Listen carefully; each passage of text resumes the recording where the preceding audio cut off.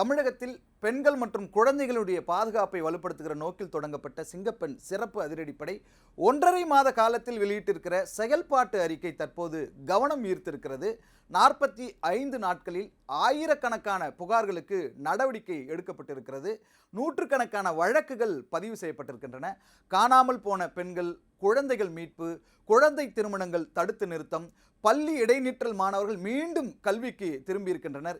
இந்த சிறப்பு படையினுடைய செயல்பாடுகள் எந்த அளவிற்கு தாக்கத்தை ஏற்படுத்தியுள்ளன என்பதை இதில் பார்க்கலாம்.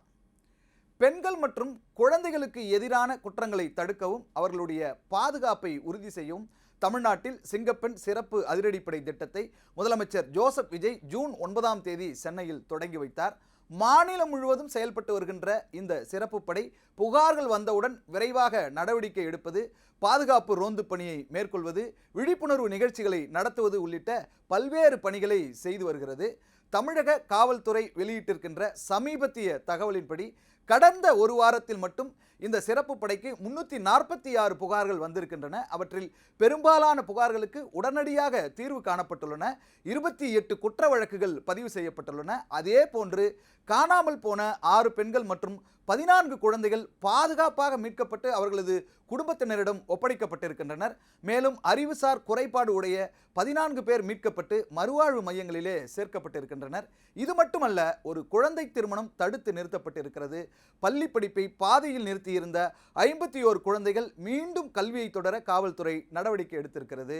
பொதுமக்களிடம் விழிப்புணர்வை ஏற்படுத்துகின்ற வகையில் மாநிலம் முழுவதும் 3580 விழிப்புணர்வு நிகழ்ச்சிகள் நடத்தப்பட்டிருக்கின்றன.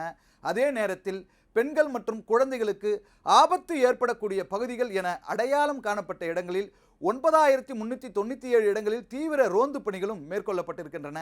இந்த 1.5 மாத கால செயல்பாடுகளை பார்க்கும்போது ஜூன் 10ஆம் தேதி முதல் ஜூலை 23ஆம் தேதி வரை 2032 புகார்களுக்கு நடவடிக்கை எடுக்கப்பட்டிருக்கிறது. அதில் 187 வழக்குகள் பதிவு செய்யப்பட்டிருக்கின்றன. மொத்தமாக 96 பெண்கள் மற்றும் குழந்தைகள் பாதுகாப்பாக மீட்கப்பட்டுள்ளனர். 22 குழந்தை திருமணங்கள் தடுத்து நிறுத்தப்பட்டுள்ளன.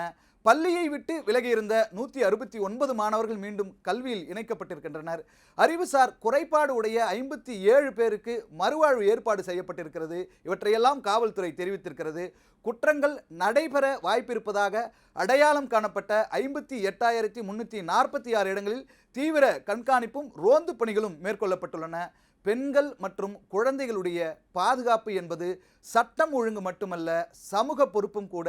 அந்த வகையில் புகார்களுக்கு விரைவாக பதிலளிப்பது, காணாமல் போனவர்களை மீட்பது, குழந்தை திருமணங்களை தடுப்பது, பள்ளி இடைநிற்றலை குறைப்பது போன்ற பல்வேறு நடவடிக்கைகளின் மூலம் சிங்கப்பெண் சிறப்பு அதிரடிப்படை தன்னுடைய முதல் 1.5 மாத செயல்பாட்டிலேயே குறிப்பிடத்தக்க தடத்தை பதித்திருப்பதாக தமிழக காவல்துறை தெரிவித்திருக்கிறது.